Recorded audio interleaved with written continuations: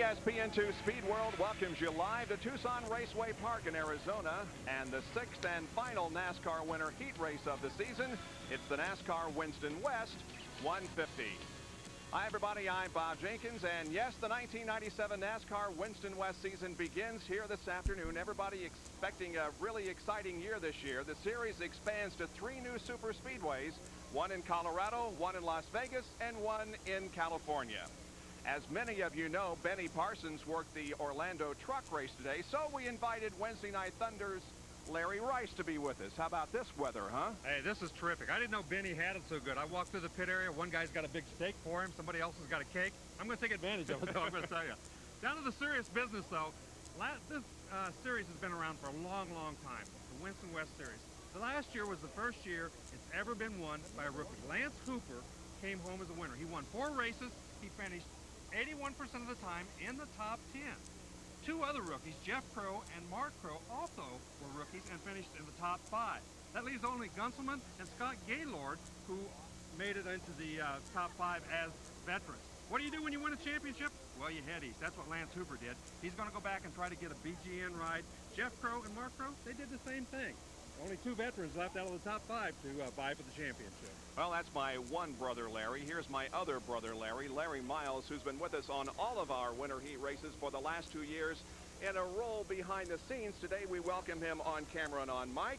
And Larry, with the departure of some of the veterans, we have some new faces in the lineup today. Exactly, Bob. Rookies we look to see if they're going to do well today. There are rookie drivers in our field that are in a variety of starting positions. You have Sean Woodside near the front. You have second in points at Mesa Marin Raceway in 1996. Gary Smith is in the field. Kevin Culver, he's in the field. Kenny Smith, also Chuck Pruitt and Billy Kahn. Chuck Pruitt, a 10-time modified champion, and Kenny Smith. How about this? You win the California lottery at $22.8 million. You're a race driver. The business is going down. Things not doing well. You hit the lottery. Now you get to go have fun. He's here, ready to get after today as well. What a great way to spend some money. Well, Bill Weber is also in Orlando for the truck race, so a new face on pit road. That would be Rick DeBrule, and he has a story of the guy who starts outside row number 1. Growing up out west, Sean Woodside knew sooner or later he was going to race. Not only did his dad race, but his mom raced as well. And once Sean started, he was good. Rookie honors at Saugus, finally a track championship. And in the day you all dream of, you test with a big team, you get the ride. He is now in Lance Hooper's car with Lance Hooper's championship team. And we thought we'd add a little extra pressure by making him our first interview of this NASCAR Winston West Series. And a quick question, how'd you sleep last night? Not too well. I think you were in the room next to us beating on the wall, weren't you? Let's move on to other things. Let's talk about that pressure. How do you handle the pressure of stepping into a team this good, a team that won a championship last year? Do you ignore it, or are you just trying to work with it? You got to work with it, use it to your advantage, and Mike Stewart and the whole Golden West Motorsports team really did a heck of a job and make it really easy for me to drive, and it shows. The car's on the front row. Sean Woodside looking to prove what he can do. Once again, this is that day you both dream of and dread. And now it is time to hear the words that will get this race started from 2-time gold medalist Chrissy Allman. All right, Tucson, last time. Gentlemen, start your engines!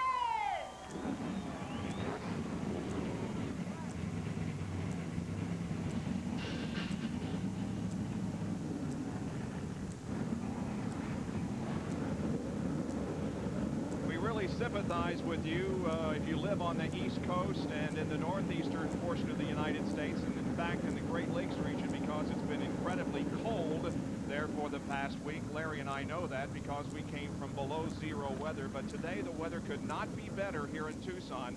We have a little bit of a breeze, but the sun is shining and the temperature is going to reach the low 70s. Let's take a look at the starting lineup for today's NASCAR Winston West race. Gary Collins on the pole, just shy of the track record. Sean Woodside alongside. Then Gary Smith and Joe Bean, Butch Gilliland and Scott Gaylord, Bill McAnally and Dan Obrist, Bill Sedgwick and Kevin Culver, and starting 11th is Lance Wade.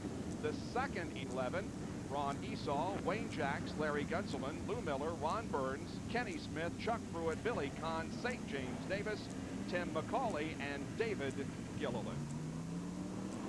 Let's take a look now at the race procedures. We'll have 2 75-lap segments, just as in our other winter heat telecast this year. At the 75-lap mark, the cars will go back into the pit area, and the crews may work on the cars and change all 4 tires. the drivers are either using Goodyear or Hoosier tires here this afternoon. And the Winston West Series is scored just as the NASCAR Winston Cup Series. And this race can end under yellow, unlike the NASCAR Southwest Tour Series. And this field is split pretty evenly between the Goodyears. I think there are 10 Goodyears and 12 Hoosiers in the race today. They're racing for over $48,000. The pole speed was 88.1 and the track record 88.3. It was a pretty fast field. The first 18 cars, I think, were all within about 0.6 of a second of each other. So the first 18 at least are very, very quick and very, very close. Well, the Winston West specs indicate that these cars are a 110-inch wheelbase. They weigh 3,400 pounds, and there is some variation on that, Larry. Yes, there is some variation in that. If you have a 9.5 to 1 compression ratio engine, you must weigh 3,400 pounds. If you have an open compression, if you run 14 to 1 compression, then you must weigh 3,500 pounds. You get a 100-pound penalty if you want to run higher compression. Everybody thought that on the big tracks like Las Vegas, it would be an advantage to have more compression and more weight. But Kenny Schrader went there and blew them away with the 9.5 to 1. So I think some guys are changing their minds about that right now. Absolutely. And one very important thing you saw there on the bottom, they are running the bias ply tires and not the radials. We do have an in-car camera for you this afternoon. That's driven by Bill McAnally from Alberta, California, driving the Napa Monte Carlo, starting in 7th position.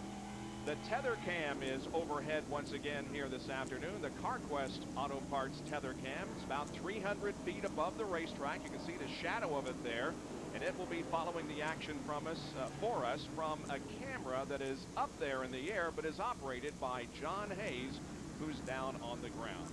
We're just about ready to start this event. The pace car will be pulling off. Up front, it's Gary Collins and Sean Woodside. Gary Smith and Joe Bean are in row number 2. Woodside and Smith are both rookies, so we have 2 of the top 4 starters rookies in the 97 NASCAR Winston West Series, and the green flag is out. We are racing. It'd be interesting to see how the rookies handle a start like this. It's probably the most important race that they've been in, the one that they've been looking forward to. Collins jumps out into a big lead, but rookies are hanging right behind him. Sean Woodside running in 2nd position. Then it's Gary Smith who's in 3rd. The battle side by side is for 4th position. And that's Scott Gaylord down on the inside of Butch Gilliland, so we already have a car pulling into the infield. That would be the number 80 car of Tim McCauley from Huntington Beach, California, the McCauley Motorsports Lumina. He's in the infield and may be out of the race already as everything gets down into single file formation now for the most part, back through the top 10. That is Gary Collins leading Sean Woodside as they come around to complete lap number 3. And here's a 3-wide battle. On the outside there in 95 is Lance Wade. Wayne Jacks in the middle, and on the inside is Ron Esau in the red car number 3. And that car that Ron Esau is in, he only got that ride early this morning. He didn't even know he was going to be running here. He's been working on that car actually for Joe Bean. When Joe Bean got here, he got another ride, and he got to run the 3 car, and he's taking advantage of it as he's doing a nice job down on the inside of Wayne Jacks. Gary Smith trying to take 2nd position away from Sean Woodside. He's using the low side of the racetrack, and he's going to have success. Gary Smith moves to 2nd position, and now Gaylord comes up in that 00 car to challenge Woodside for 3rd. Yeah, and it looks like he's going to do that too. I think maybe Sean Woodside's just taking the idea or the attitude that he's going to take it easy. He doesn't have to win this race in the first few laps. On the other hand, Gary Smith, obviously that race car feels very, very good to him. That's the car that won this race last year, so obviously it's a good race car. What a tremendous amount of pressure must be on Sean Woodside taking over this excellent car, the 07 car, the Hoover won the championship in last year. We, of course, have seen Sean Woodside more than once in our Winter Heat Series the past couple of years. We know he's a good race driver, but you would imagine that he's got a little bit more pressure on him here this afternoon.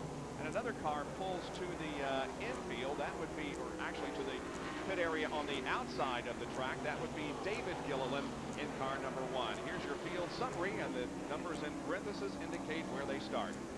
You know, one other thing to note here, too, is that the 2 cars that look identical are the Golden West Motorsports cars, the 07 with Sean Woodside in it, but Joe Bean is in the number 7. The team bringing 2 cars in here, get a little bit of experience and start the season with 2 cars. Again, they are identical. could be ending up running together here very shortly. Yeah, one of them is running fourth, one is sixth, and now Gary Smith is trying for the lead. This young man has things hooked up. He certainly does. Way down on the bottom of the racetrack. This is where it gets real narrow coming off. Both of them give each other a lot of room, and right now, Smith way down on that bottom side, a lot shorter, but without the banking to help him, it really makes it tough to get around somebody down there. The turns increase in banking as you go up the track. There's a lot more at the top than on the bottom, and Gary Collins is having some success fighting off the challenge of Smith. In fact, Smith decides to fall in behind him, and now here comes Gaylord in the 0-0 car. He moved down, but he moved to the middle of the racetrack. 3 different bankings on 3 different parts of the racetrack. So he chooses to use the middle, so instead of going clear to the bottom, and he gets around Gary Smith. The 38 car of Butch Gilliland has moved into fourth, and now Sean Woodside is back to the 5th position. Very close 5th, I might add. Yeah, he's hanging right in there. 13 make that 14 laps have now been completed in the first NASCAR Winston West race of 1997. Gary Collins, your leader, back in just a moment.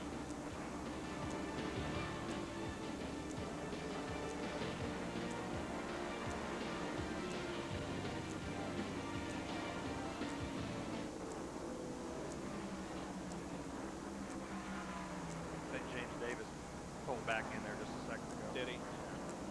Surprise, surprise. No, it's right where it is. Thank you.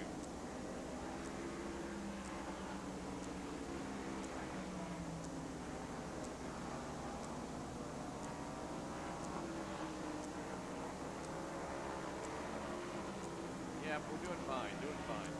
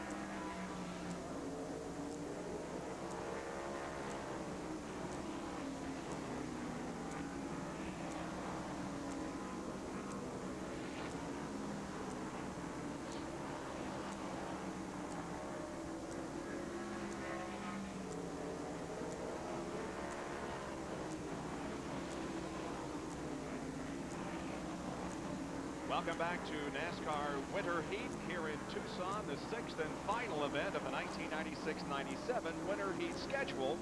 And we are racing the NASCAR Winston West Series this afternoon. Gary Collins in the blue car number 28 has the lead at the moment. The battle is for 5th position. That would be Bill Sedgwick in car number 9 and Bean in number 7. Yeah, and Sedgwick, again, he only got this ride this morning as well. He went out and tested a little bit. He wasn't sure, he didn't know the race car. He wasn't sure he wanted to drive it if it wasn't going to be a competitive race car. He went out and tested and said, hey, this thing feels pretty good. I am going to run it. And right now, he's moved forward. He started back in 9th spot. I think he's up to about 6th or 7th right now. Gary Blatchley is the owner of the car and sometimes drives it. Craig Rayburn was ready to drive it, but as Larry said, Sedgwick got in and said, hey, this thing can win the race. So he's in the cockpit, and he's doing a fine job. The car being black, by the way, there is the number 19 of Billy Kahn, who races out of Tempe, Arizona. It's quite a battle as they get into lap traffic, and you can see that Sedgwick was kind of the loser in that little fracas there with the lap car. He fell back a few car lengths, but it doesn't take him long to get right back up on Joe Bean's rear bumper again. Joe Bean in car number 7, just from San Diego, California. He got that ride this morning as well. I mean, there's all sorts of stories here about how these guys got the rides, but he and Sean Woodside both tested for this team.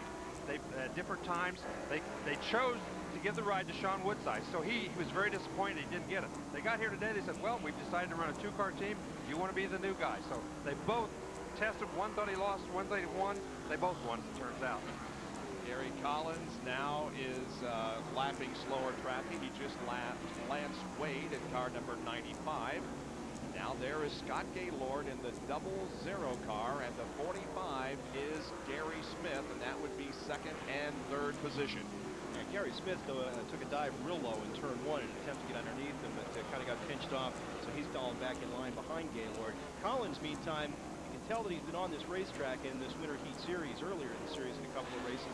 He's smooth, he's knowing his way around here, and doing well with the 28 car up front. Well, Gary told me earlier, Larry, that he brought an older car here. He thinks that the newer cars are built specifically for the radial ply tires. So he brought a car that was older and built for the bias ply, and he thinks it's going to be to his advantage. Right now, it looks like his bet's paying off pretty well.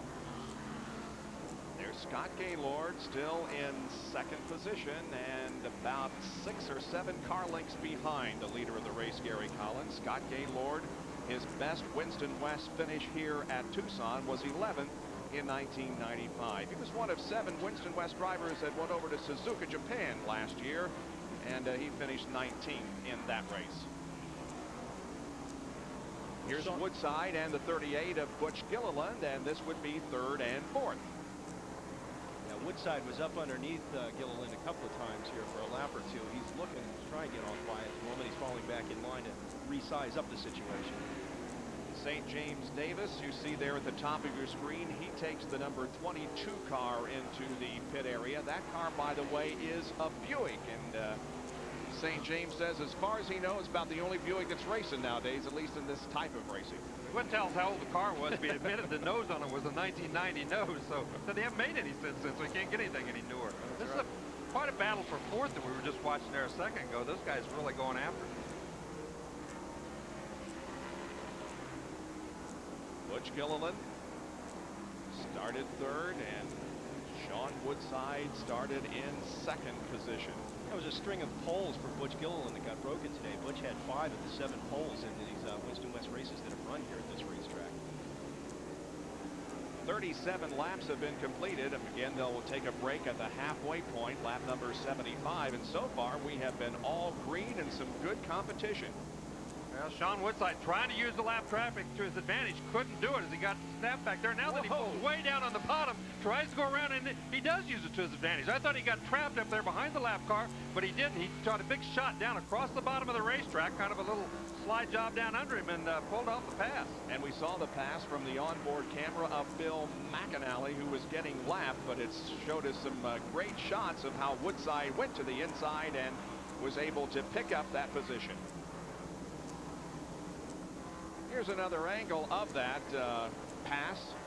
We'll see exactly how Sean was able to do it. Watch him right here. He's way on the top of the racetrack. Looks like he gets trapped behind that lap car. All of a sudden, he just turns that thing left sharp, right it down across the white line at the bottom. He gets a good run and just blows on by him going into turn 1. I thought there was more contact than there was, but that replay didn't show a great deal. I thought they rubbed fenders pretty hard, but that was not the case. There is the leader of the event. That is Gary Collins, and right now he has things pretty much to himself as he's lengthened his lead over Scott Gaylord to almost a half a straightaway. Gary Smith is third, followed by Woodside and Butch Gilliland.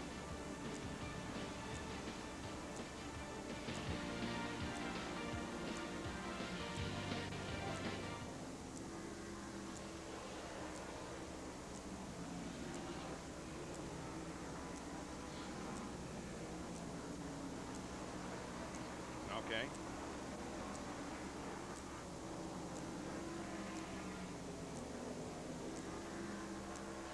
I bet we get this in 90 minutes. Okay.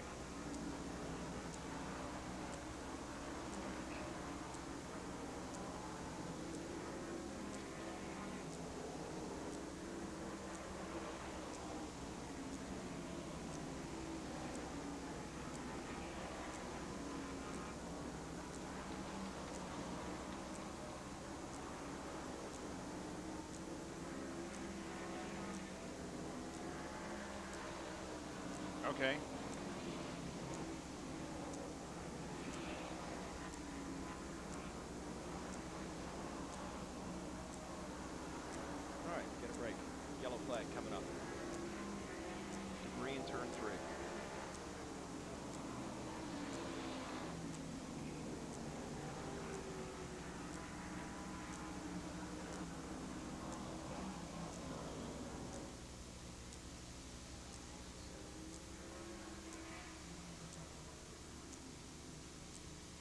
It's the NASCAR Winston West 150 from Tucson Raceway Park, the final event of the ESPN NASCAR Winter Heat Series. And the caution flag has just come out because of debris over in turn number 3.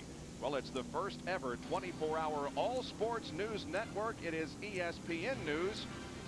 And if you don't have it, call your local cable operator or your satellite provider and tell them you want ESPN News for highlights, news notes, and the latest press conferences 24 hours a day, 7 days a week.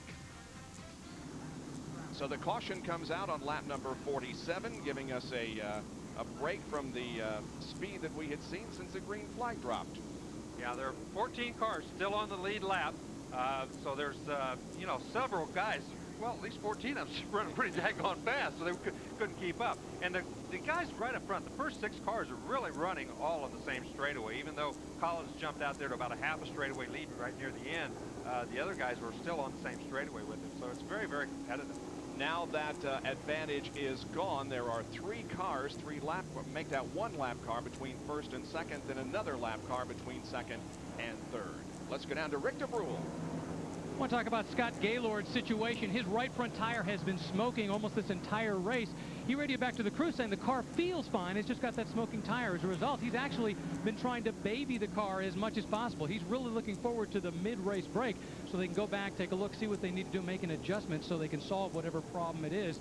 That way he can get back out for that second half of the race and do some serious racing. His best finish so far in this series is a second place. He's anxious to finally break into the winner's circle. His best finish in the points in the series was last year. He finished in 5th position. Yes, and smoking right front tire usually means that car's got a little bit of a push in it, and he's got to be very, very careful. He's got to drive it very gingerly so that he doesn't burn that right front off, because if he burns it off, if he really gets it too hot, then he's going to go straight backwards. You know, as the cars come to the line, they were saying 1 at the line. Oh, yes, they are going to say 1 at the line here. The second car in line, the number 78 of Chuck Pruitt out of Lakeport, California, with the Golden Gate Racing Team on it. This Golden Gate Meat Company on the side. Hey, Benny, that was your steak. yeah, that was right. That we're going to eat, by the way. They said they furnish all the finest restaurants in all of San Francisco with steaks. So if you go up there and you get a steak, you're probably buying it from these guys right here. Yeah. And by the way, that car has a Childress engine in it, driven by Chuck Pruitt from San Francisco. We're ready to go green once again. The pace car pulling off. The lap cars getting to the inside of the track, and here they come around for the restart. And Gary Collins picks up the pace, and we're racing once again. Gary Collins got a terrific start, jumped off to a 3 or 4 car length lead. Scott Gaylord just couldn't keep up with him, and Gary Smith, because of the lap traffic on the inside, he didn't have much chance either to make much of a dent in Gaylord's lead either. Woodside running back in 4th position, and Gilliland is 5th. Here's a field summary for you. Scott Gaylord has moved to 2nd from 6th position, and Sean Woodside has fallen a couple from the outside of the front row back to 4th, and Butch Gilliland and Gary Smith are running in the same positions that they started. I think Woodside has done a nice job, though. He's run a very smart race. He hasn't overextended himself. He knows it's 150 laps. As long as he's got him in sight, he's going to be okay. Scott Gaylord now has ideas of taking the lead away here. He goes to the bottom side of the racetrack. Cannot make the pass, however. There's first 4 cars right in a line, all battling each other. There's another driver that's really come through the field well, the number 37 of Larry Gunselman. Larry Race, you said at the top of the show that he's one of the drivers coming back this year from last year. He's worked well through the field and is about to crack into the top 5 here. Good battle for second. That's Gary Smith down on the inside in the red number 45, and he comes off the corner in 2nd place. Let's see if he can hold it. I believe he can. Yeah, he's room. He can just slide up and take that groove away from Gaylord, which is exactly what he did. They told him he had enough room. He moved right up in front of him, and once you get that little bit of room, they got to give way. They got to let you go. Good to see his dad, Roy Smith, back in the pit area this morning. Roy, of course, was a 4-time NASCAR Winston West Series champion, 80, 81, 82, and 88. And it looks like his son Gary is going to follow well in his father's footsteps. Yeah, and I think that smoking right front tire is beginning to tell a little bit on Gaylord's car. Now then we see that he's also getting passed again by Sean Woodside as he takes him on the inside. And I think maybe that little bit of a push that he had earlier is getting worse and worse as this race goes along. He definitely is anxiously awaiting 15 more laps in the halfway break. Ooh, we got some smoke out of Butch Gilliland's car. Yes, we do. Gilliland was putting out some pretty heavy smoke. Meanwhile, up front, a good battle for the lead as Gary Smith is down on the inside of Gary Collins at the line. Collins with about a half a car length advantage, but now into turn one. Let's see what happens. Boy, he really moves him up the racetrack right there. It gets very narrow coming off the corner. When one guy's running low, one guy's running high. Coming off, they just, both those grooves kind of meet in one spot. And both guys doing a nice job not to get into each other. But I'm going to tell you, he can't run down there for very many laps or he's going to burn those tires up, get them way too hot. So he's got to get it done pretty quickly. Sean Woodside has moved up to watch this battle for the lead. In third position, there's contact between Smith and Collins in the fourth corner, and they continue to run wheel to wheel out there. Smith is just not going to give up. Collins is not going to give up as he just really hangs in there when Smith gets down on the inside of him. And look who else is creeping into the picture here, Sedgwick in the number 9. We saw some smoke from Butch Gilliland's car. Rick, what's going on? In talking with his son David, who is now back over on the wall with headsets, talking to his dad on the two-way, apparently Butch can in some contact with Larry Gunselman. As a result, one of the tires is smoking. They're confident, though, it's nothing serious. They can work on during the mid-break race, and as a result, get him back out into the competition in a great way. Well, he's got a donut on the other side of the car, and a little bit of damage there you see on the driver's side also. Well, there is a little bit of contact. You can't help on a racetrack of this size. You're going to touch people once in a while. As long as it's not heavy contact, it doesn't really bother them too much. They're used to that. McAnally carrying our onboard camera, and the 19 of Billy Kahn have been swapping paint out there too. Let's see what happens as they run side by side down the backstretch. You can see right there from that in-car shot how close you run, and you have to run that close through the corners in most cases in order to have any kind of a chance of getting around the driver in front of you. Boy, we have got about, what, 7 cars, 8 cars that... Look at this, 3 abreast. Yeah. 3 abreast going through the middle of the corner. Oh, Woodside has to get out of the throttle because he's going to be in the middle of that sandwich. I mean, that... Discretion, the better part of valor there, as Woodside said, okay, I'll back out. I'll let you guys go. Now the battle is for second as Gilliland on the inside has Gary Smith to his outside. Gilliland takes second position, so that body damage that he has isn't causing serious problems. When they come around, there'll be 5 more laps to the halfway point. Well, see, Gilliland is one of the guys who's taking advantage. I mean, he's getting faster as the race goes on, whereas other guys like Gaylord are going backwards as the race goes along. So it's really worked his advantage. The race goes longer and longer. The other guys are wearing their tires out. His are coming in. His stagger is just better than theirs right now. Collins and Gilliland first and second. Smith is third. Woodside fourth, then Bill Sedgwick up to 5th position. Yeah, those first 5 or 6 guys are all running very, very close to each other, I'll tell you. And as Larry said a while ago, coming back from 14th starting spot, Gunselman's right in the middle of things now. He sure is. There's a lot of lap traffic now to go around here in the next 3 laps before we reach the halfway point. There is the 28 car of Collins going to the inside of McAnally, putting another lap on him. Now they come up on Lance Wade in the white number 95. And there's contact. And Gary Collins spins around, there goes Smith. And there's contact between Collins and the 45 of Gary Smith. What a tough break for both those guys. Both ran side by side most of this race, or a lot of this race. Made no contact or very little contact with each other, but once Collins spun, and we got another car spinning right down here in front of us. We sure do. The number 25 of Kevin Culver spun here on the front stretch. He's headed in the right direction already. And the good news is that neither Smith nor Collins lost a lap in that fracas. And so they remain on the lead lap, but there is damage to both of their cars. Let's take a look at what happened.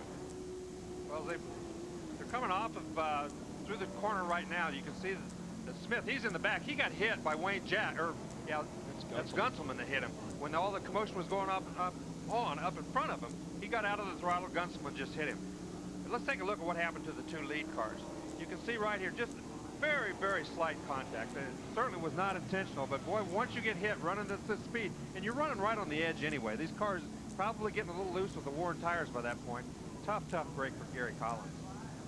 Well, you see the damage on the rear here of the Gary Smith car, too, the Tootsie Toy. I guess if you're going to have this happen, now's the time.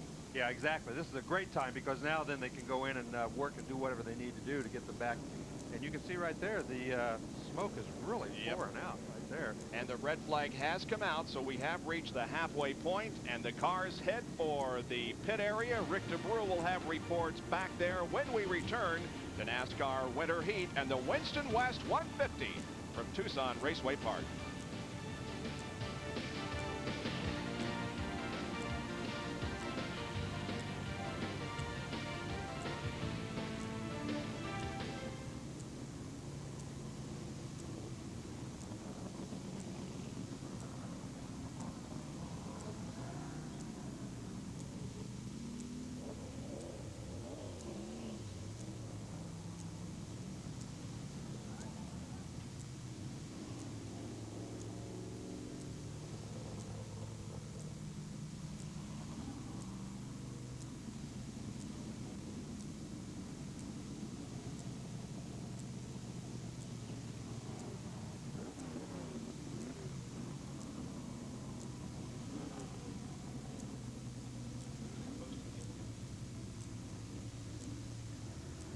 Is that right?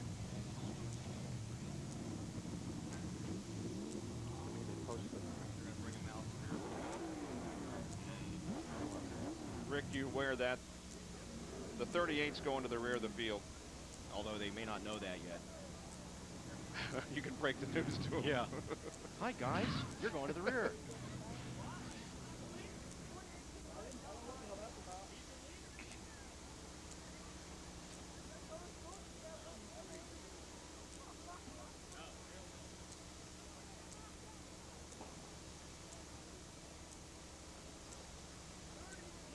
We're at the halfway break of the Winston West 150 here at Tucson. The top five: Butch Gilliland, Sean Woodside, Larry Gunselman, Scott Gaylord, and Dan Obrist. However, we do hear that NASCAR is going to put Gilliland at the back of the field because of the contact that he had with Collins there in the closing stages of the first half. There are the second five, and here's Rick DeBrew.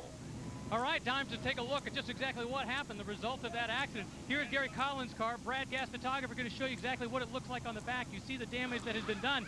Now the question is, anything serious been done? Is it going to be a simple case of repairing and getting in? Gary, let's start off and talk about exactly what happened. Well, you know, 5 laps for me, and I'm going to be politically correct on this, but, you know, it's a shame that people have to drive like that out there with 5 laps to go. We have another 75.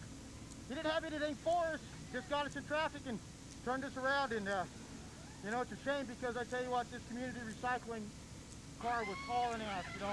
How's that car feel now that it's been hit? Was there too much damage? Well, I haven't got up to speed on it yet, so it don't feel like anything on the suspension is damaged, so we're going to try to beat the deck lid down to get some air on the spoiler. We're going to go back to the front. All right, Gary Collins, you can see trying to get things back together. We're going to step to the next car over, which just happens to be Gary Smith, who was also involved in that particular accident. He's sitting in here trying to think about all the chances he had and what he's going to do now. Gary, how does the car feel? How much damage was done?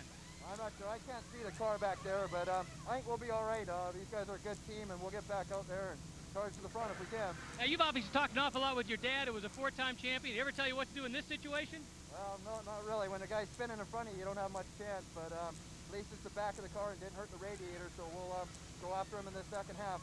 Great learning experience for Gary Smith getting a start out here at Tucson. Crew's working on the car. We're going to look for some other guys while we throw it back to Bob Jenkins. And in the meantime, we will take a look at exactly what happened there in the closing laps that caused all the discussion. You can see the 38 car just drifted up. As he drifted the front end up, he just clipped the rear of Collins and spun him around. I mean, you know, it obviously wasn't intentional, but he did just move up the racetrack just enough to barely catch him. And when he did that, he spun him right on around. You can see right there, just moved up. Front end was just pushing, and just too much speed. Got up there, just barely clipped the rear end of him. Spun Collins around. Around comes Smith. He got tagged in the back end and put him in. If they had missed each other, they'd be a lot better off. But that damage might cause them some trouble later on. Here's some real time. This is exactly what happens from inside the race car, and things are happening pretty quick. You can't see very good either. That's for sure. You just got to take your chances. He went to the outside, found a hole, and everything is okay with Bill McAnally, who's carrying our onboard camera. So it is halfway in the Winston West Series opener for 1997. We'll be back in just a moment.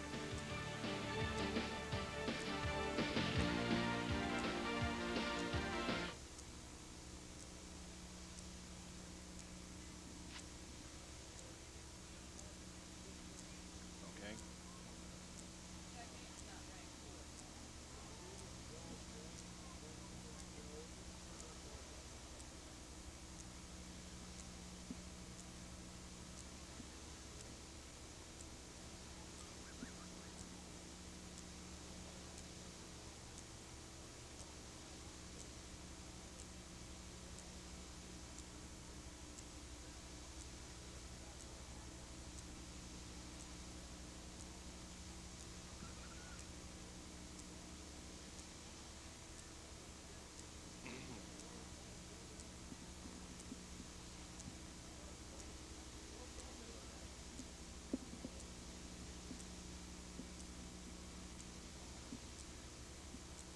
Sean Woodside.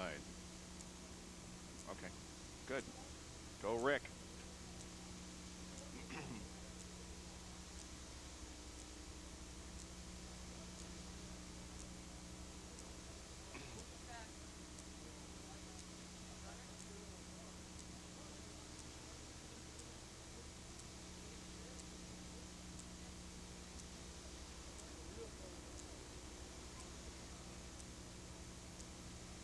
A look at the mountains and the desert surrounding Tucson Raceway Park, located about 10 miles to the southeast of downtown Tucson. That's been the site of NASCAR ESPN2 Winter Heat for the last 6 of 8 weekends.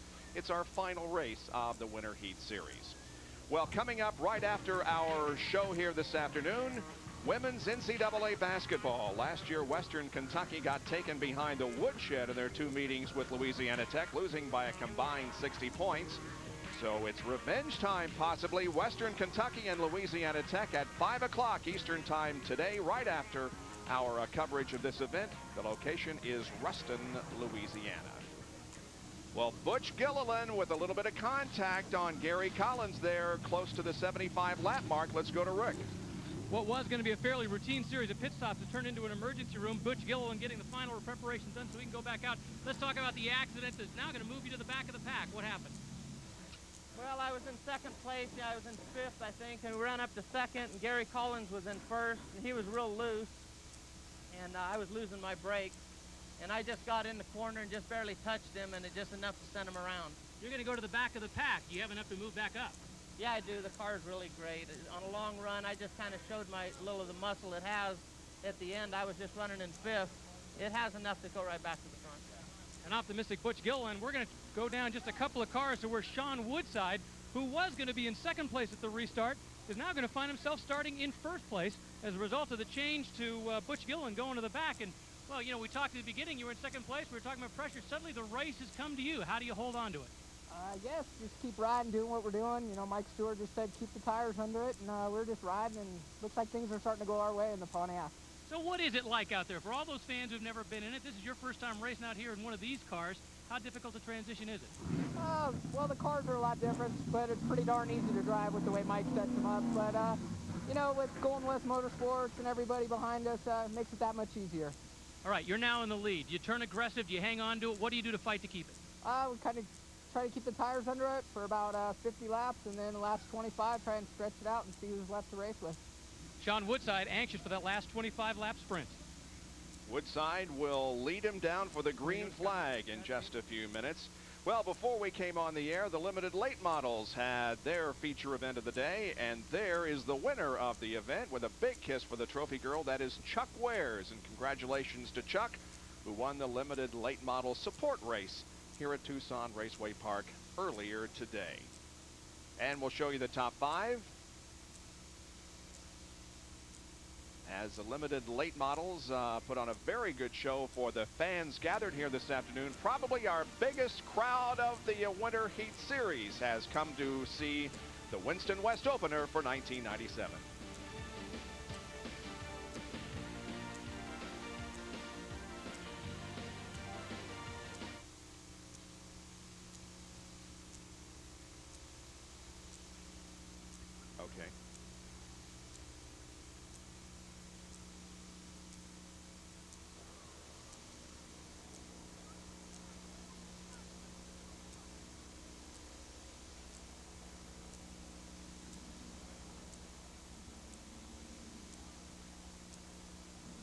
So they did lose a lap. They did lose a lap?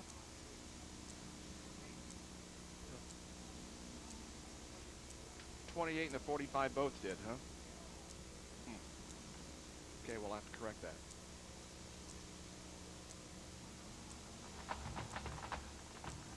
What'd you say?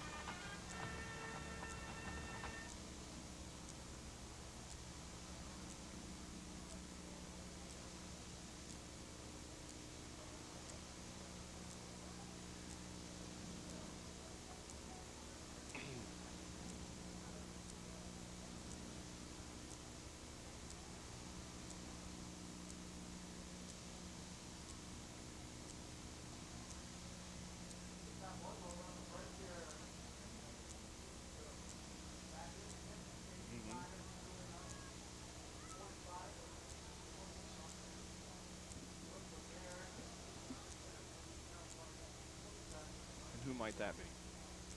Gunselman. He's one that ran into that.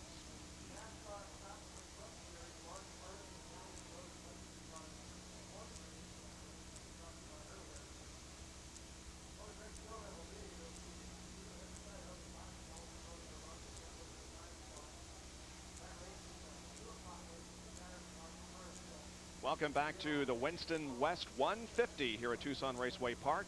6th and final event of the NASCAR ESPN2 Winter Heat Series. Well, you're watching the goings-on back in the pit area from the tether cam. Now, the technical term for this thing is the tethered aerostat.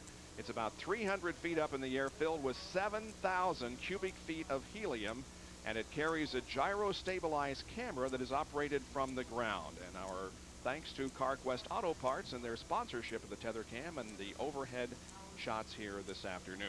Well, let's correct one thing before we go any further. Both the 28 car of Gary Collins and the 45 of Gary Smith, we thought stayed on the lead lap during that crash, but they did not. They'll both be a lap down when we go back to green. And here's another guy that was involved in that fracas, Larry Gunselman. He's with Rick. Well, Larry Gunselman was indeed involved in a number of things during that first half, and talking with him right now, Larry, a lot of people are pointing a finger at you saying, well, you've been involved in a few melees out there, a few of the taps. Just racing action, or has there been a problem? Well, the car, I had to come all the way from the back of the pack, so I had to abuse my tires pretty bad to get up there, and the car got a little loose after the tires went away, and I had to go under these guys and pushed up the racetrack, and I think they didn't give me quite as much room as they could have, so I got into a couple of people, not too hard. A lot of that's just racing. I didn't intentionally get into anybody. Now, one other thing, you now start in second with a rookie in front of you. How do you take advantage of that? Well, I think I could shake him up a little bit. Sean Woodside's a good friend of mine, and I wish him all the luck in the world, but I'll see if I can't psych him out a little bit. You know, Larry Gunselman's had some bad luck at this track. He's anxious to turn that around. Looks like the cars are getting fired up and heading back for the racetrack. Now, here is the portion of the incident just before the halfway break that Gunselman was involved in. Yeah, he just ran into the back. Everybody was out of the throttle. He ran into the back of Smith and turned him around. Again, something that just happens when you're racing. He didn't do that intentionally, I'm sure, but just hit Smith hard enough that turned him around, and that's what caused the damage on both cars, really. Well, we're just going to see what NASCAR decides to do now. They tell us that Collins will be on the lead lap and restarting at 11th position. 11 cars are on the lead lap when we go back to green in a moment.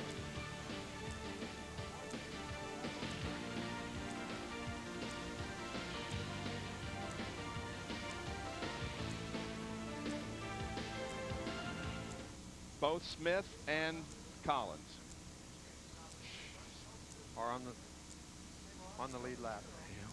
Well, we can sit there and watch probably the replay of it and tell whether they got laps if they want to do that. Yeah. And I don't think they got laps. I don't think they did either. So where's the 28 and 45. He's got to be behind them on the lead lap. He's on the lead lap too. He's not on there. Gillen and there's nothing on there, Lenny. They're screwed up. They don't even have him show him. Huh? Yeah, we are minus transponders again this big round. Number 95, and uh-oh, there's contact.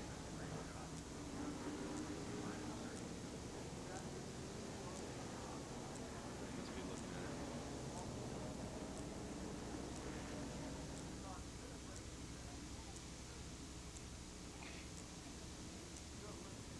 All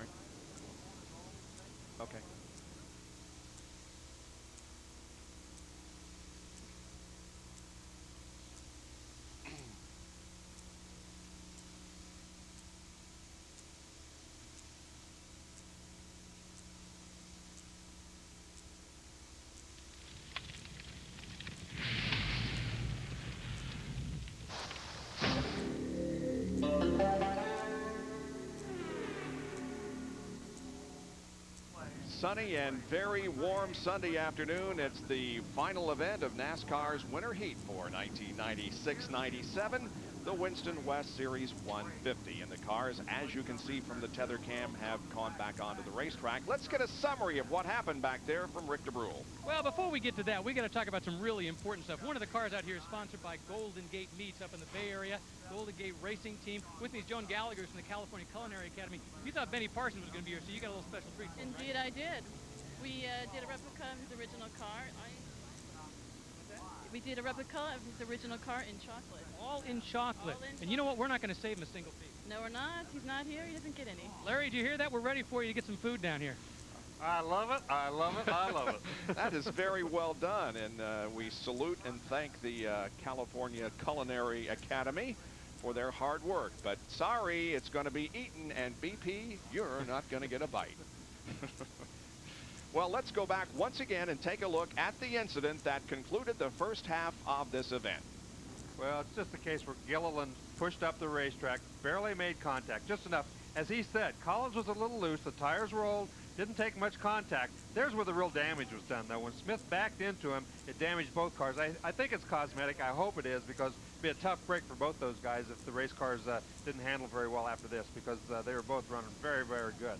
Doesn't take much to send a car out of control when you're traveling that fast. There's the contact between Smith and Gary Collins and the resultant damage. Well, let's take a look at the full field summary at the midway point, and we understand that NASCAR has reversed their decision and will put both of those cars that were involved in the incident, Smith and Collins, at the tail end of the lead lap. Big thing is Bill Sedgwick came away the winner in that little crash up there. He got around everybody in front of him, and he's the leader now.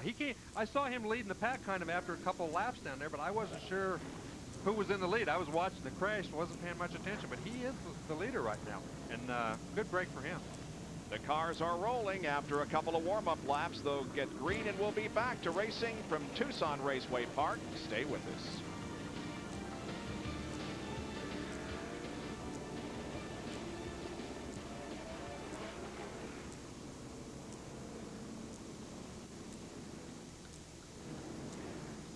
Bill Sedgwick, ESPN Tower, radio check. I hear you. Okay, we're in a break at the moment. We want to check the in-car. If we're still on yellow when we come back from a break, we'll go to you and get a summary of things from your perspective. Okay, sounds good. Now, stand by. We'll come to you in about 45 seconds if we aren't headed for the green. You talking to Gilliland? Sedgwick. Sedgwick. Oh, okay, good.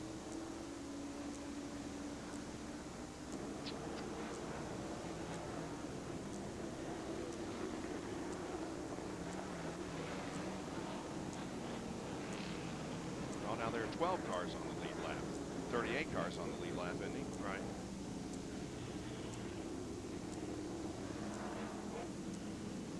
Yes, 12 cars on the lead.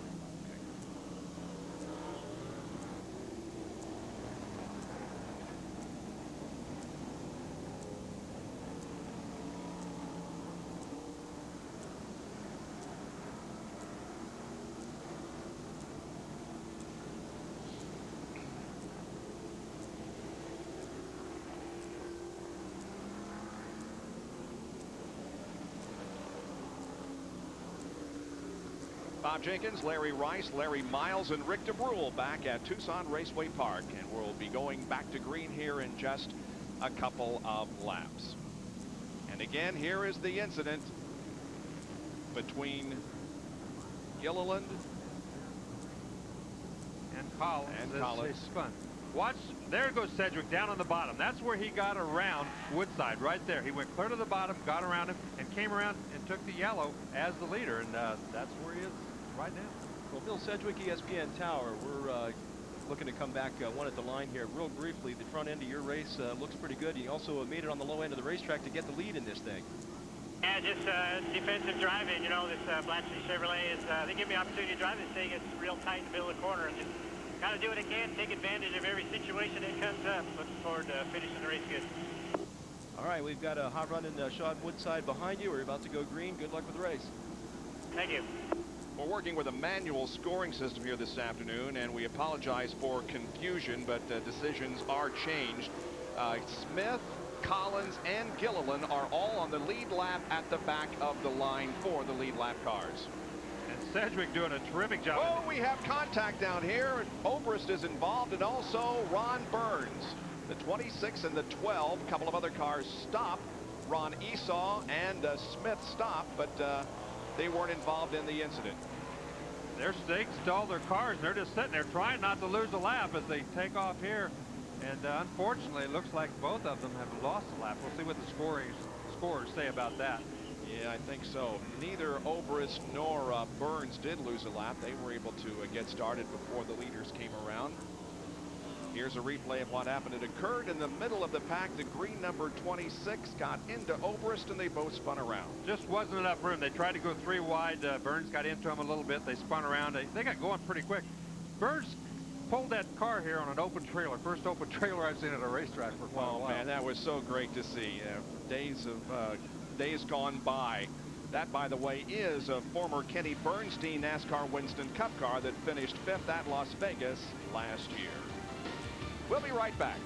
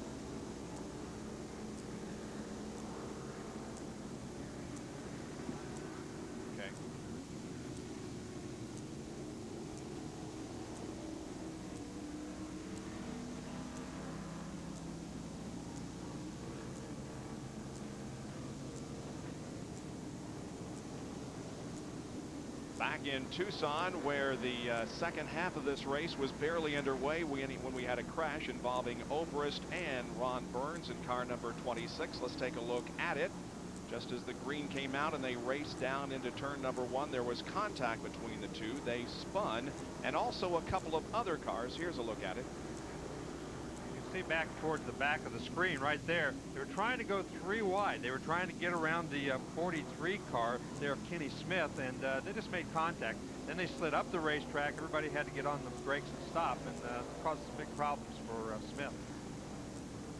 There go the 2 cars that spun initially. Now Gary Smith and Ron Esau will stop behind them, and they did lose a lap, so they'll be starting to the inside of those on the lead lap here in just a moment. The yellow flag remains out, however, as the lineup is not correct yet. Well, some of the lap cars are having trouble getting in position. Of course, the 2 cars, Esau and Smith, when they got lapped, they think they should be at the front of the field. And of course, the 16 car there, Bill McAnally, he figures he should be out there. So they're going to battle that out a little bit. And we see some of the other guys down there that are being lapped, they're swapping a little paint on the yellow flag as well. Here's Rick DeBrule. Just want to fill you in on some of the damage reports as a result of our little halftime break. Start off, talk about Gary Collins and Gary Smith. Both of them, as you remember, ran into each other, backed into each other, I guess the best way to describe it. And talking with the crew chiefs on both cars, they say it's body damage, nothing suspension, nothing major. How well the car is going to work is another thing, but from their standpoint, they say it should be okay to go back out there and do a good job. As for Scott Gaylord, he was having the problem with that right front tire smoke in the first half. Crew says not only have they fixed that, but that just before the halfway point, a spark plug wire had come off, and that's what was dropping him back. So it was a perfect time to put that back on, do the adjustments, send him back out to really do battle in the second half. So that explains why he dropped back so much there in the late stages of the first half. 7 cylinders is not good on a racetrack like this. Yeah, he had showed earlier that he had a very strong car. He was ready to bid for the lead, and then things started to go away on him a little bit. Green flag is out. McAnally is the first car on the inside in the line that involves the lapped car, so that's how they got that situation straightened out. Now Esau comes up the racetrack and drops in between the first and second place cars of Sedgwick and Woodside. Yeah, Esau moved up there. He's trying to get his lap back. He wants back on that lead lap. He thinks he's got a pretty fast race car right now. And when he moved up, he had just a little contact with Woodside. Woodside had to get out of the throttle a little bit. There is Esau in the red car number 3. He's a lap down, but trying to make up his lap here and staying within about a car length of the leader of the race, Bill Sedgwick. Yeah, Sedgwick right now really has everything going his way with that lap car in between he and Woodside. It gives him a little bit of breathing room, and he's running a little bit different line than anybody else. He seems to be running into the corners a little bit lower and then coming up the racetrack instead of going in high and following that high groove all the way around.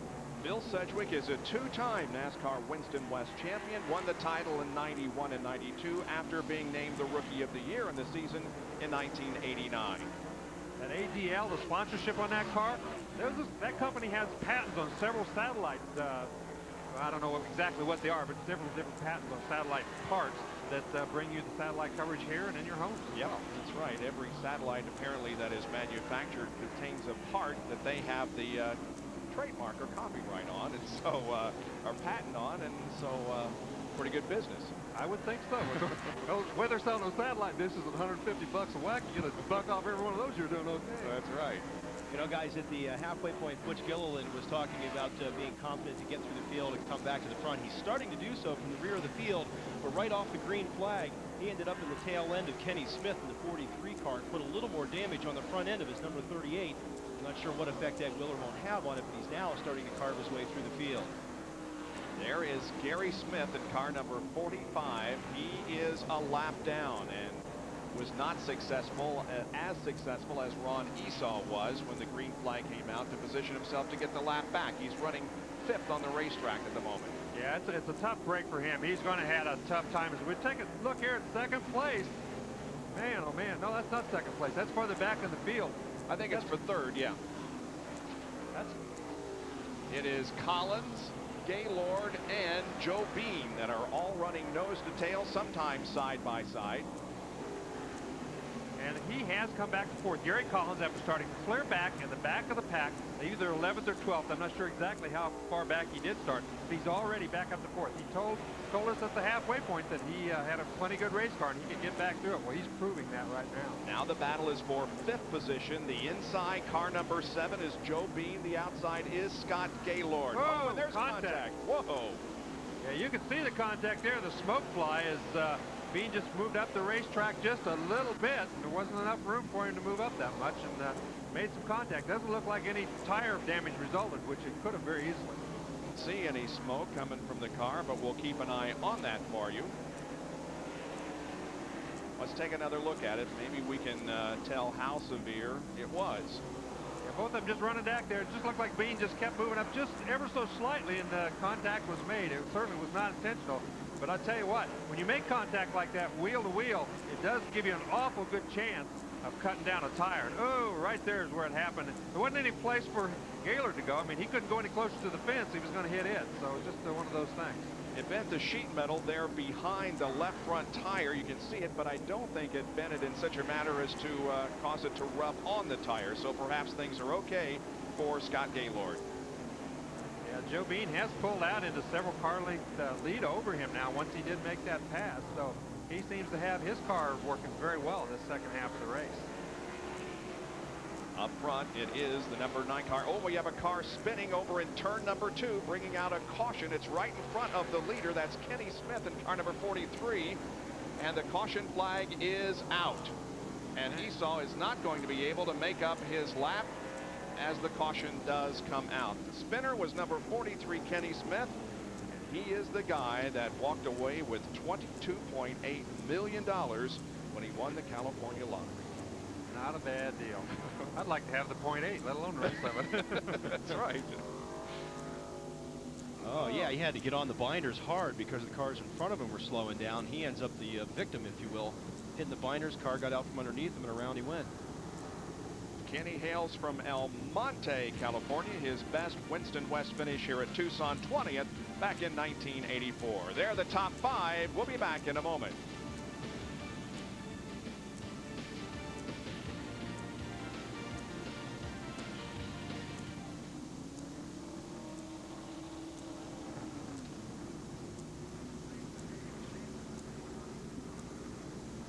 It won't be too long until they start wondering, or maybe getting a black flag on St. James Davis, the smoking pretty heavily the last couple. Hopefully he's taking it out now.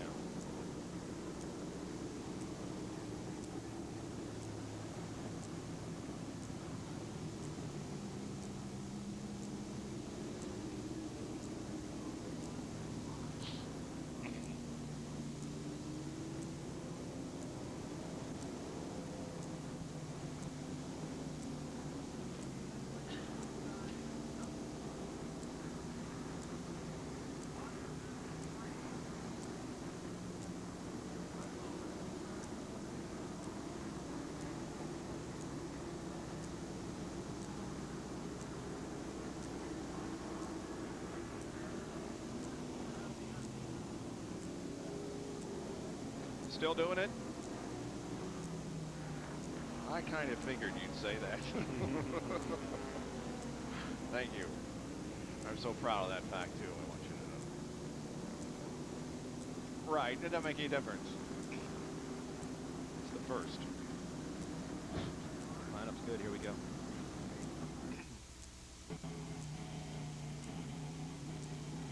Oop, we missed the start.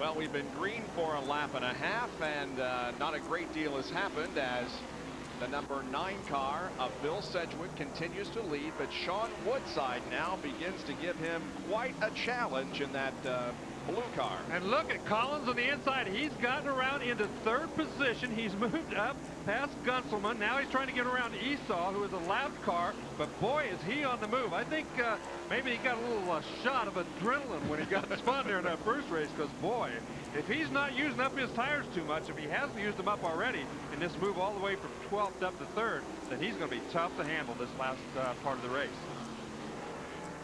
108 laps completed out of 150. Here comes a field summary for you. Sedgwick is the leader of the race after having started 9th. Battle for the lead. And now Woodside comes to the inside of Sedgwick, battling for the lead. There's contact in 4. Well, he's been kind of sitting there just biding his time, taking it easy. But now that he sees Collins moving up, he doesn't want to wait any longer. He doesn't want Collins as fast as he's... Whoa, more real contact. Oh, all 3 of the leaders. Oh. And a hard hit. Bean runs into Woodside, and they have severe damage. Other cars spin behind, and others are able to avoid the fracas. Some of them go to the inside, kick up the sand, but we have had a real serious incident here. Man, oh man, that's a tough break, as it looks like both of those Cinema vehicle service cars were involved in that. And that is the 7 car of Joe Bean, with all the smoke that's coming out of it. He sits down there. And of course his teammate Sean Woodside was right in the middle of it, right up front. But Collins is the recipient this time. Yep. He's now in the lead. He is going to be the leader, I believe, when we go back. Here it is once again. They just both went in there. You know, it's hard to tell who went up, who went down, but they made heavy contact entering there. Collins hard on the brake on the outside. He went ahead and got through, but it was Joe Bean that came in there and tagged somebody. He, along with Gaylord, that had some heavy contact. There is Ron Burns in the green 26, also spinning. Yeah, that's the toughest thing. Watch what happens here. You know, your leader Woodside in the 07 goes to the inside. His teammate comes in trying to get out of the way, and they end up taking both of the cars to heavy damage. Boy, Gunselman got in that. He had a little contact there too with the front end of his car. So there was just no place to go. 2 cars sitting end to end up there. I mean, everybody was trying to miss them, but there just wasn't much way to do it. Yep. And red the flag red is out. Yeah, the red has come out. They're going to save the laps and make the cleanup there in turns 3 and 4, where the big incident occurred. And so the cars will be taken over to around to the backstretch and will stop. Quickly, a report from Rick DeBrule. Down here with Bill Sedgwick. Want to get your viewpoint on just exactly what happened. This was the race. You would come right to you, and then what happened? Well, we were running 2 abreast there pretty good. Sean, he's a good racer. It looked like somebody got into the back of him and knocked him into me or something. I don't know. It's I had the outside groove a little higher. I can't go any higher, you know. And it's just unfortunate, you know, that's the racing. Was it just a rookie mistake, do you think? No, Sean's a good racer. It wasn't his fault. Just a racing accident. What happened? Let's talk about the damage to your car. Can you tell how bad? They said we're done. Is that it? You're done for the day. Well, it's been a pleasure racing with you today. Bill Sedgwick, very calmly, going to have to get out of this car. He said the center link apparently on the front suspension is bent. That's going to put him out of the race. Doesn't look bad, but underneath it's a big problem. Well, nice attitude there by Bill, who may have been able to win this race, but unfortunately was involved in an accident that has taken him out. We'll be back with more racing from Tucson Raceway Park.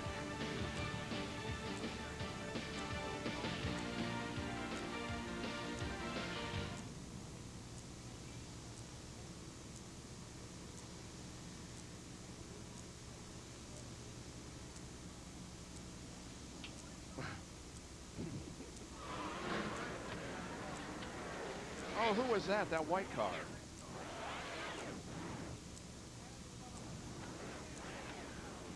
Who was that? That's Galo. No, it's a that's white Galo. car with blue. 20. Is that 25? Kevin Culver? I think it could be the Lance Wade. Okay. He doesn't want Collins. Oh, good Nats. Yeah. Boom. We got to listen to that one. There it is, right there. No.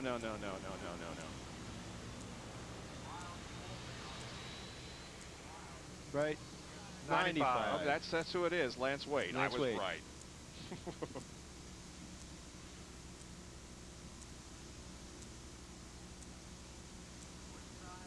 Yeah, let's listen to that. That's good.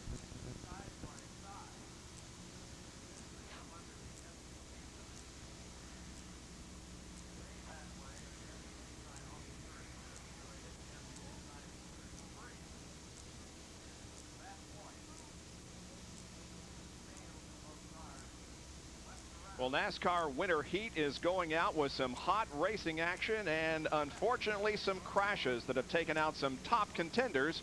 And here is the most recent one that eliminated several. Yeah, it just looks like Woodside got in there. He didn't expect Sedgwick to be running that low groove. We talked earlier about Sedgwick entering the corner a little bit lower than anybody else. They made heavy contact right there. And of course, when they blocked the racetrack, everybody else, you can see there's oil in there too. Somebody's busted an oil line, got oil all over the racetrack. Let's listen. Whoa, more contact.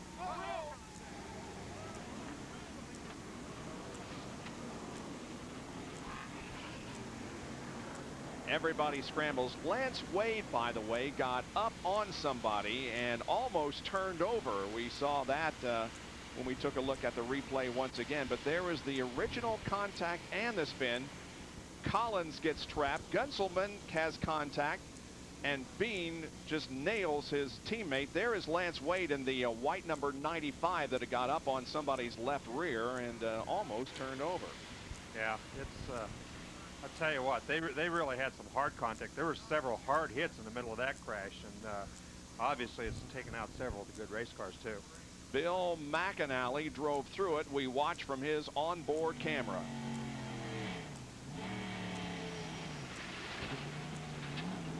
And he's one of those that went to the desert. He locked up the brakes. The engine completely died there for a second. He's on the brakes so hard, and then he went on down in there. And there was another one. Ron Esau spun up here on the other end while everything was happening up in turns 3 and 4. Wow. Well, let's go to Rick DeBrule for another report. Well, this is what the front end of Sean Woodside's car looks like. Looks a lot worse than Bill Sedgwick's. But in talking with the crew, they say they think this one is fixable. You know, we've been spending way more time with Sean Woodside than we had expected today. Let's talk about what happened from your point of view in that accident. Just a racing deal, going for the lead, and we got together and tore up some race cars, unfortunately. But Golden West Motorsports guys with Pontiac and Firebird Oils behind us, we should be okay. We'll get back out there and get some points. And just a shame we had a good run. It's almost like when you find out you win, lottery, but you didn't have the right numbers, you're one off. That's how I feel right now. Now, we were talking earlier today about what a learning experience this race is going to be. What have you learned so far? Driver in deeper. Sean Woodside hoping they can get him back out to do something.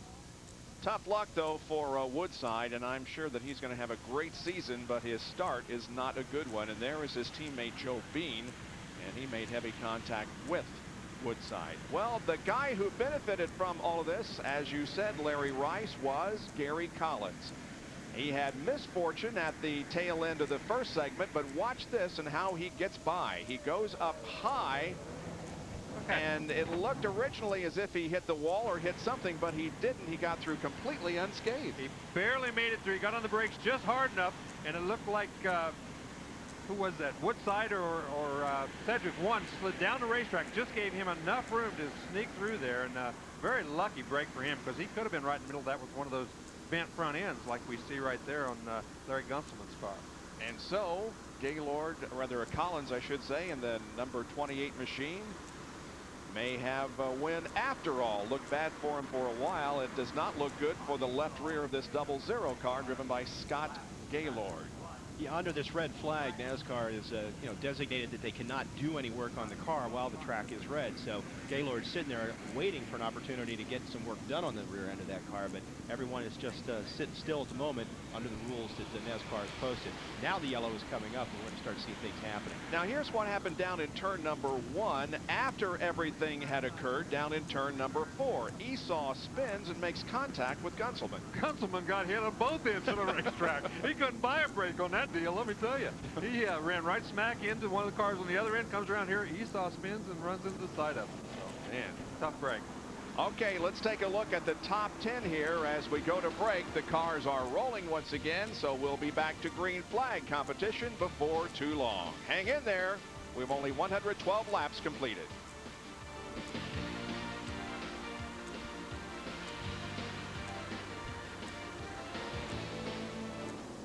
Let's try that again, huh?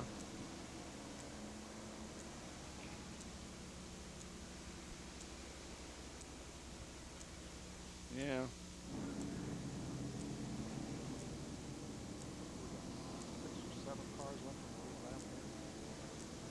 One, two, three, four, 5, the 0-0 cars. 00 and the 89 are both on the lead lap, aren't they? Yeah, I think so. Yeah, 00's in 5th. Yeah. Wow.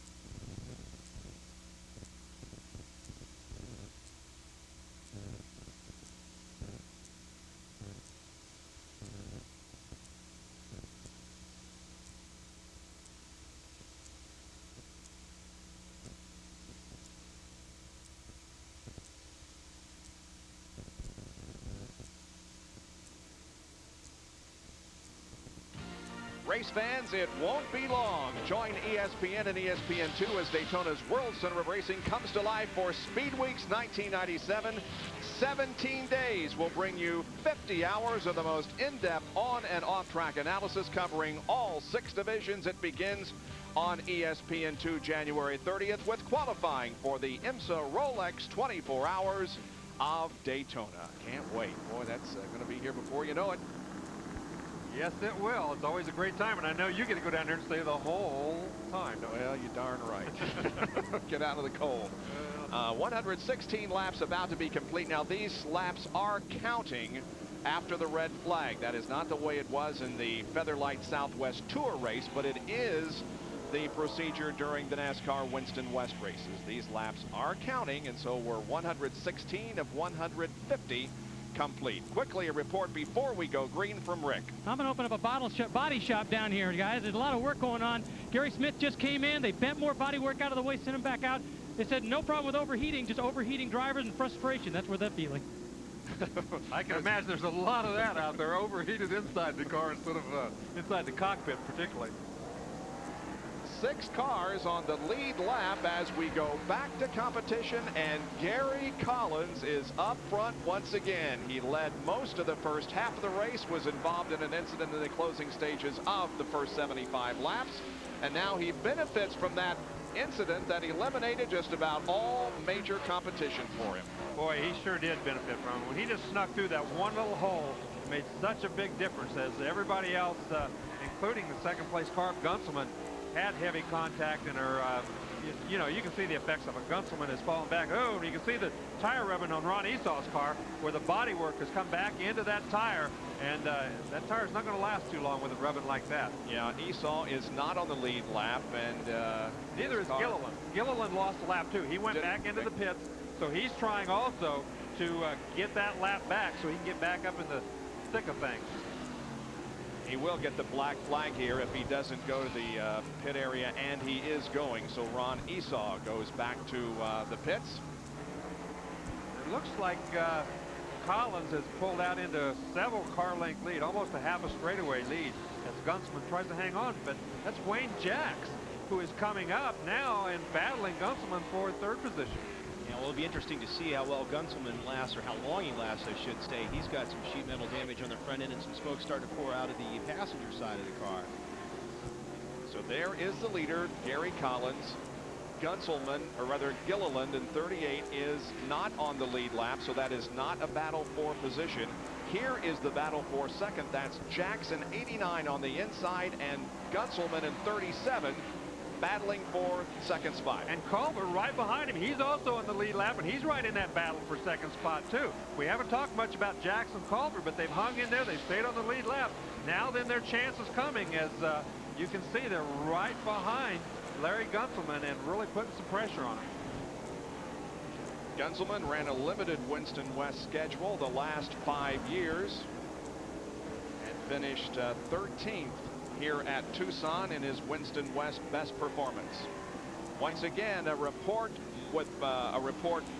from Rick DeBrule on more of the body work that's going on down there.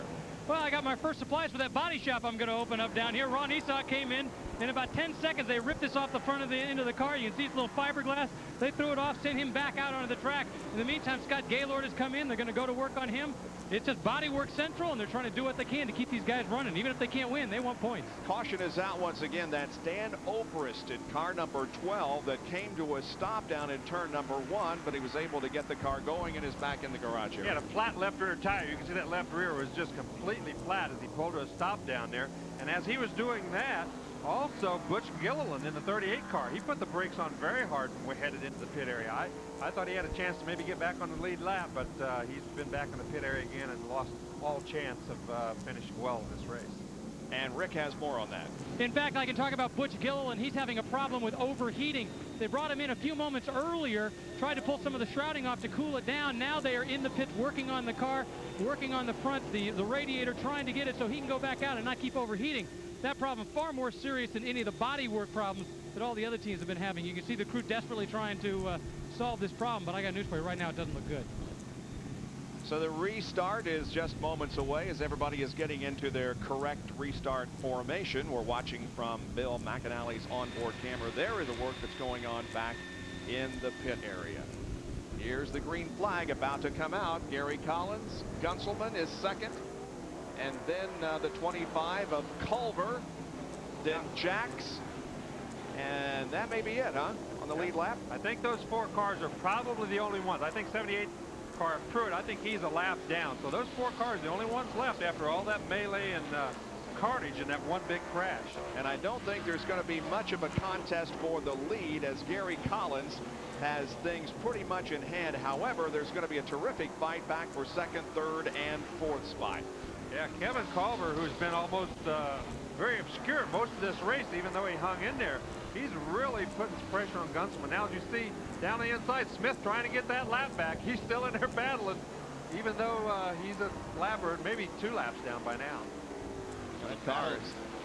I'm sorry, Bob. Go ahead. I'm going to say just the battle of the cars with all the tape on the rear end, hold them together. From all the, at the beginning of the season, they come in here, these cars are mint condition, and they're getting pretty beat up by the end of this one. Yeah, that was the thing that impressed me most this morning as I walked back through the pit area.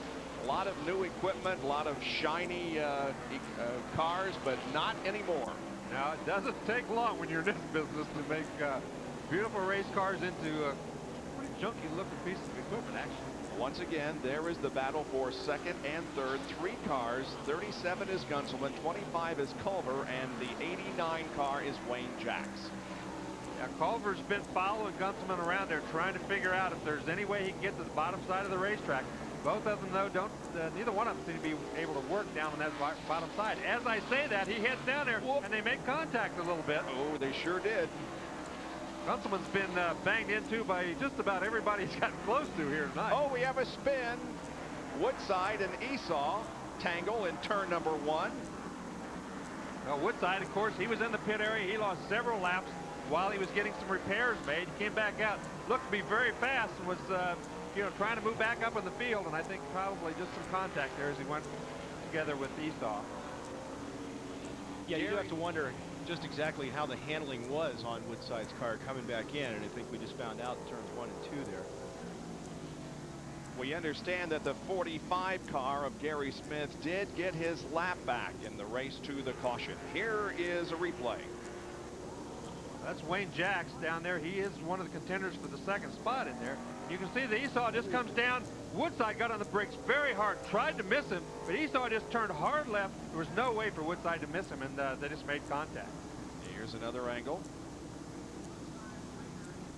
That is Culver in the 25, and behind him, the 2 cars make contact, both able to keep going, however. Esau's getting real good at doing that complete spin. Just keep going, isn't he? 138 laps completed. We've got 12 to go in winter heat.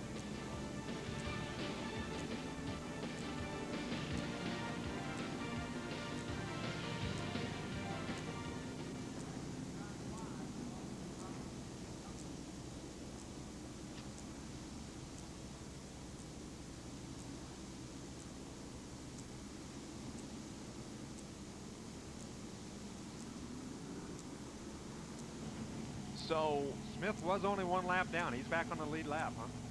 Yeah. That could be interesting. I thought maybe he lost more than 1 lap. What happened to the 25 car, Culver? He stopped right over there for some reason. I don't know why. I think he got 1 lap pace up. car. Yeah, he got 1 lap up on the field. They're holding him until he come back around. Okay. Okay. Thank you. 10 laps to go next time by.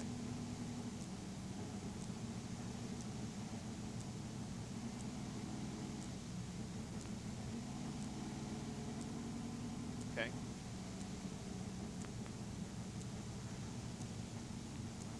Sounds like we may have a little bit of time. They're going to go out and check 3 and 4 for some liquid.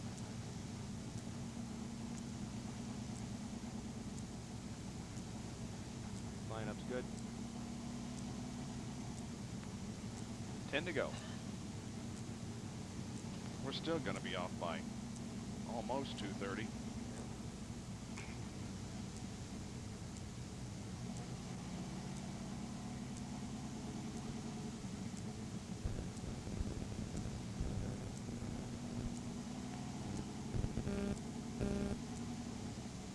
Less than 10 laps to go in the NASCAR ESPN2 Winter Heat Series for 96-97, and what a great series it has been. Let's go down to Rick DeBrule.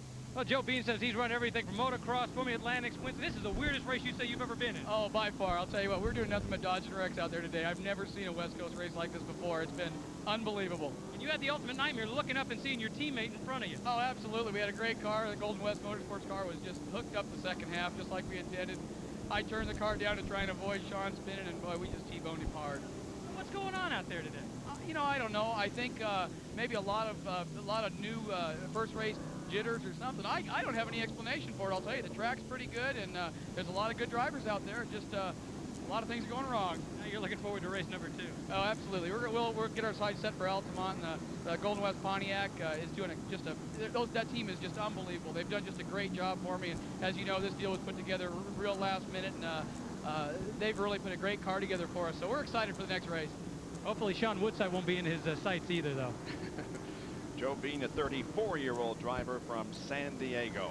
One of the cleanest cars out there. Everybody has a little bit of damage. Might be our onboard camera, Bill McAnally. Look how he avoids things here in this incident.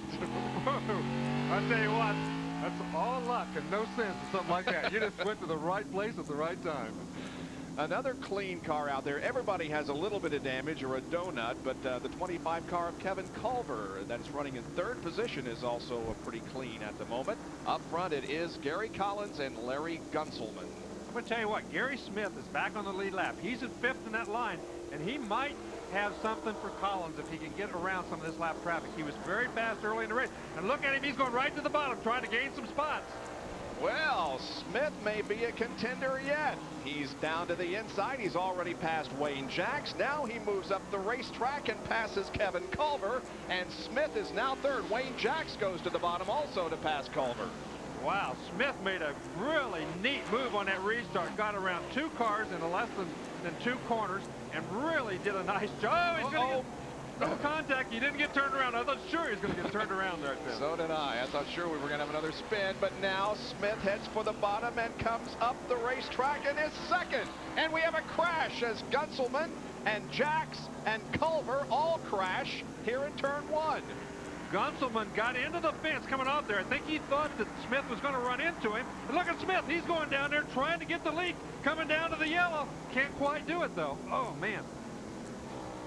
These guys were battling everywhere. Smith racing back to the yellow. Almost got around Collins coming back. So there was action everywhere in that corner. And remember what we told you in the opening stages of the event. This race can end under caution. Yeah, look at Gunselman hard into the wall coming off 4. And Jacks just got on the binders real hard trying to miss him, and there went Culver as well. So 3rd, 4th, and 5th all taken out in that one crash. Poor old Gunselman, I don't think he actually got hit, but I think he thought it was so close. Let's take a look from this angle, see if he gets touched. No, I don't really think he got touched, but he was moved so far up on the racetrack, he got up in the gray, and the front end just pushed right into the fence. Yeah, and then as he went down into turn 1, the thing went up and smacked the wall again when he pretty well broke up his front end and the handling on the race car. And he's still out there. Well, yeah, he's still going. Well, there's not many laps left. Look at the right front. It's not even turning. It's not even turning, yeah. He's got that thing. He's not going to be able to last too long with that thing dragging like that. He's going to have to go back and get it fixed with a black flag in one or the other. We can end under caution. When they come around this time, it'll be completing lap 148. So, I don't know. I hope we can have at least one lap of green flag to see if Gary Smith has anything for Gary Collins. Well, yeah, it'd be tough to end this thing after Smith has battled his way back from a lap down to have a chance to get around Collins. And I'll tell you what, if he does have just one lap, it'll be one heck of a lap. Looks like we're going green the next time around, so it will be a green and white flag, both displayed next time around. Gary Collins is the leader of the race. Gary Smith is 2nd. Wayne Jacks is 3rd. Kevin Culver is in 4th position.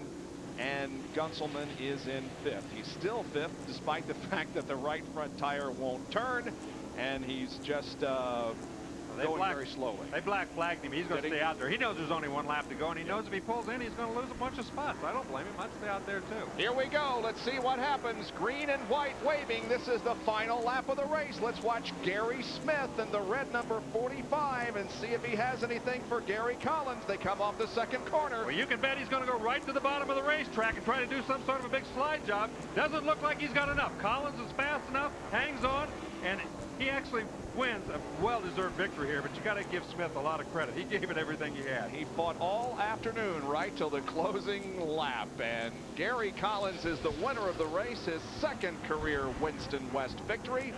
He completed his 5th race at TRP and continued his streak of 5 straight top 10 finishes at this facility. We'll talk with Gary Collins in a moment.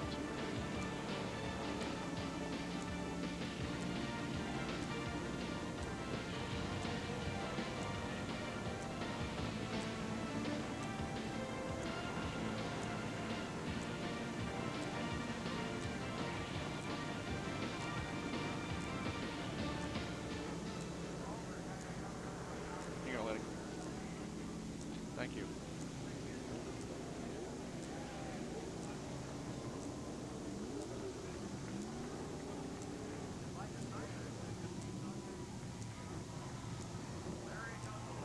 Both those first 2 guys did a hell of a job. Both. Yeah, they sure did. Yeah, considering how beat up Smith's car Oh, yeah, look at that thing. Front end's messed, the back end's messed. So those are the 2 cars that went tail to tail. Yes. down there. Yeah, Okay. that's right.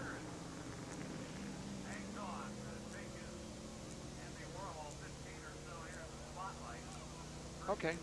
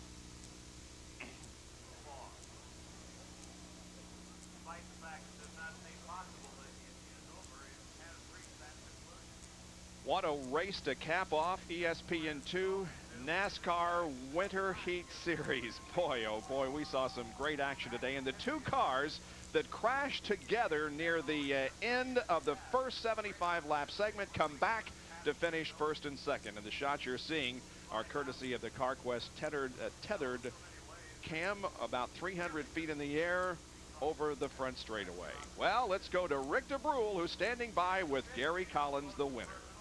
It's a mid-race break. We talked to Gary after his action. We said, you think you can do it? He said, oh, yeah, sure, I can move back up. You know, it's the usual bravado of a race car driver. You said you knew you could do it all alone. I tell you what, these guys give me a race car. I tell you, Jimmy Watkins give me some horsepower. These Goodyear tires and that Crown Motorsports team.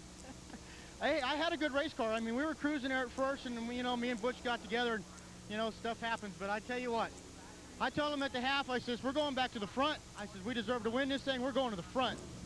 Now, we're talking with Joe Bean. He said this is the weirdest race he's ever seen. Was it that way from your standpoint? Were you just dodging things right and left? Yeah, we had some really close calls. I mean, some really close calls. And, you know, I guess when it's your day, and today was. And, well, I tell you, I've lost something like that, and I like this.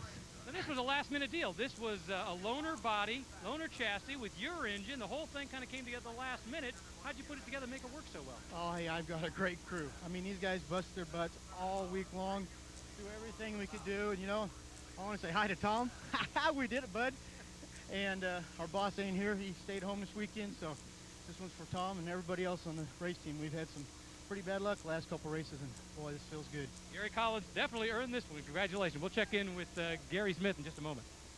Well, Gary Collins led twice today for a total of 114 laps. Gary Smith second today in only his second NASCAR Winston West start. We'll talk to him when we return to Tucson Raceway Park.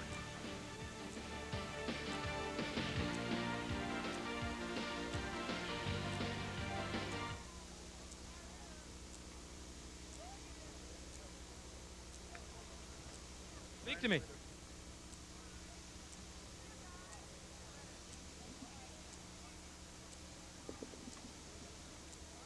Yeah, we're not going the whole half hour.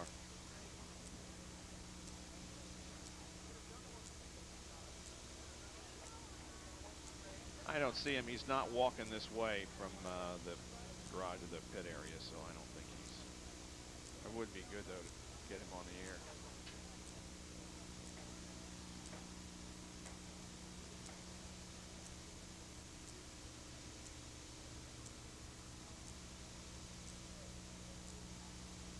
Yeah, it would be.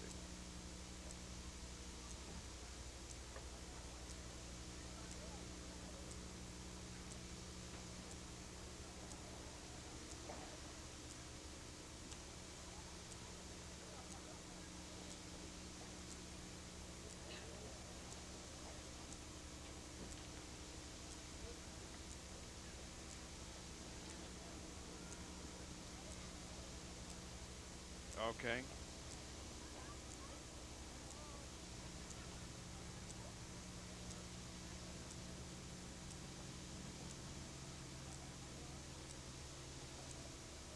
Gary Collins wins the NASCAR Winston West 150 here at Tucson Raceway Park tomorrow night at 7:30 Eastern Time. ESPN2's hockey returns to the site of the 3 overtime game that saw the Avalanche win the Stanley Cup. In that game, Colorado goaltender Patrick Waugh had 63 saves. Florida goalie John Van Beesbrook made 55 stops. The Avalanche and the Panthers on ESPN2's Fire on Ice tomorrow night at 7:30 Eastern Time. Rick DeBrule is standing by with Gary Smith, who finished second. When the front end of your car looks like this, you usually figure you're going to end up sitting in the garage complaining about how you're going to do so badly for the rest of the season because you didn't get any points. Gary Smith, you are truly shocked to be here in second place. Oh, that's right. We had a good run. This Tootsie Toy Rabanco Chevrolet ran real good today. I got to thank the guys. I put them to work for the first time that I come to race with them, and they definitely got the work cut out to get ready for the next race. But I'll tell you what, this car really worked good all day. We fell off. All day? Wait a minute. You backed into one guy. You had another guy run into the front of you. Which one did more damage? I think the one on the front stretch, or on the turn 3, was the worst one. It in the second half? In the second half, yeah. A little one in the back concerned me a little bit, but they worked good at the halftime. It really worked out good because of the halftime break, and we got that one fixed. And next thing we're in another wreck, and I thought it was all over. And next thing we were back on the lead lap, and we're sitting here in second place. I was up standing next to your dad. He was on headsets for you, calling and spotting for you. What was he telling you during this race? He's just trying to, when there's cars spinning, you can't tell you very much, but he's just told me a couple times to move up the racetrack. The car was working better up there, and just helped me find a real good groove, and the low side worked a couple times. This car just really wasn't anywhere. You got to hope you got all those accidents out of the way for the first race. Oh, I tell you what, we got both ends, so that's enough for me this year. Gary Smith, happy to be here. A great start to the 97 NASCAR Winston West Series. Let's take a look at some of the action that we had here. This is the one that eliminated a lot of top contenders. Yeah, just going down into turn 3, the first two cars make contact. They both spin, and see, they're using up the whole racetrack. They're end to end, clear across the racetrack. Gunselman has no place to go. Right there, Collins sneaks by on the top. That was a key to his victory. It sure was. A lot of crash cars behind the two that started it, but Gary Collins comes out on top. There's a look at the top 15 finishers here. Wayne Jacks with a good performance. Kevin Culver was 4th. Gunselman was 5th. Chuck Pruitt was 6th. And as you take a look at the rest of the top 15 finishers, we will take one final break and come back to wrap it up in just a moment.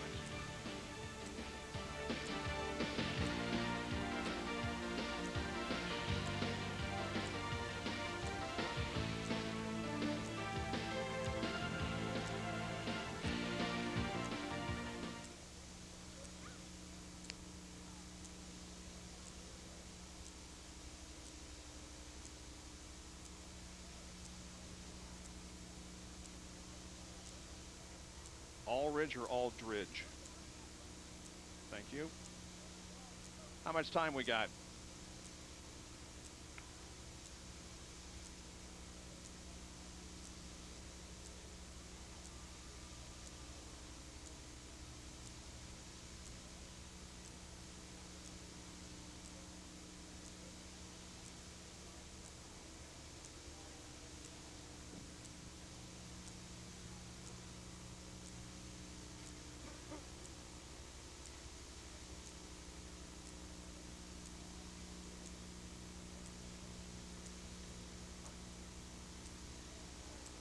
You gonna have time for all this, Chevy?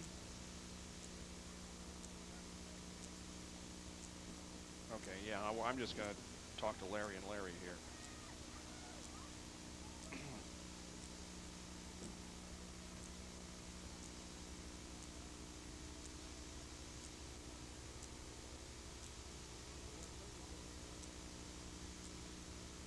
Back at Tucson Raceway Park, here are the top 15 finishers. Larry Rice, what did you think of Winter Heat? I thought it was terrific. Gary Collins and Gary Smith both did a great job. And I can tell you, Ron Esau, he finished 7th, and he must have spun at least 6 times today. Larry Miles, good to have you on mic today. I appreciate the opportunity, and say congrats to Joe Ruttman, winner of the Craftsman Truck Series race today. Their second race is at this facility March 1st. That's right, and the crowd will be huge for that one. Well, there you see the finishers in this race. Let's take a look at the point standings in the NASCAR Winston West Series as they head for their second event. And of course, it reflects the top 5 finishers. Gary Collins with a 10-point lead on Smith. Here's Rick with the 3rd place finisher. You know, we haven't talked much with Wayne Jacks all day. In fact, he just calls himself a survivor, and you say your car wasn't even running that good today. No, it was pretty loose, so we just stayed out of trouble, and we survived. And that's exactly what this race was all about. Wayne Jacks, one of the survivors up here in Victory Circle. Wayne Jacks finishes in 3rd position here this afternoon, and the hot desert sun continues to beat down. It's just been an absolutely beautiful